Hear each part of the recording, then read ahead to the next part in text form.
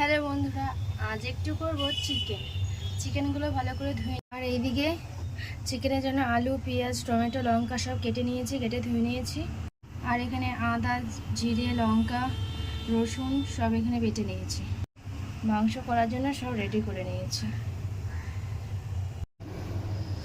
এই যে কড়াই বসিয়ে দিয়েছি, কড়াইটা গরম হলে এর মধ্যে তেল দিয়ে দেবো। এবার কড়াইয়ে তেল দিয়ে দেবো। তেলটা গরম হয়ে গেছে, এবার আমার মধ্যে সামান্য একটু নুন আর একটু হলুদ দিয়ে দেবো, দিয়ে আলুটা ভেজে নেবো। আলুটা আবার তেলে ভেজে নেবো। আলুটা ভাজা হয়ে গেছে, এবার আলুটা তুলে নেবো। আজকে আমি চিকেনটা ভেজে রান্না করব। এই তেলের মধ্যে এবার চিকেনটা দিয়ে দেবো।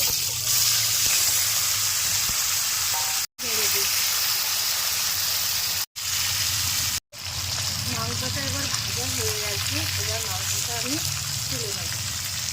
এটা নাড়িয়ে নিয়েছি, এবার এই তেলের মধ্যেই আমি পেঁয়াজ, কাঁচা লঙ্কা সব দিয়ে দেবো। এবারে পেঁয়াজ লঙ্কাটা ভালো করে এই তেলের মধ্যে ভেজে নেব।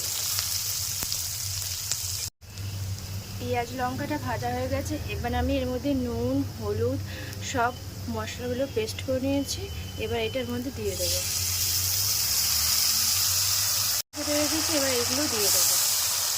মশলা থেকে তেল ছেড়ে দিয়েছি, এবার এই মাংসটা ভিজে রেখেছিলাম, এবার এটা নিয়ে দিয়ে দেবো। এগুলো এর মধ্যে দিয়ে দেবো। এবার এটা ভালো করে নেড়ে নেব। এবার আস্তে আস্তে কষিয়ে নেব। এবারটি জল দিয়ে দিলাম। এবার জল দিয়ে এবার একটু নেড়ে দিয়েছি, এবার এটা আস্তে আস্তে হতে থাকবে।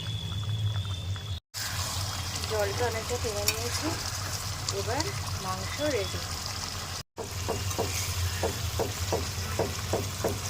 চিকেন পুরোপুরি একভাবে রেডি হয়ে গেছে।